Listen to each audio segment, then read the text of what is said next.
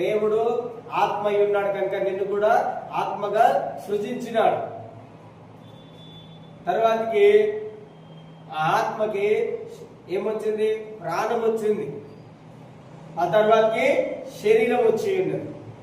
అందుకే నేను పోయిన ఆదివారం నాడు నేనేం చెప్పలేనంటే, నేను మొట్టమొదటిగా నేను ఆత్మ అయి ఉన్నాను. ఎవ్రీడే ప్రతిరోజు నేను గురించి చెప్పుకోవాలి. నేను ఆత్మ అయి ఉన్నాను. నా ఆత్మ నా యొక్క ప్రాణములో ఉన్నది.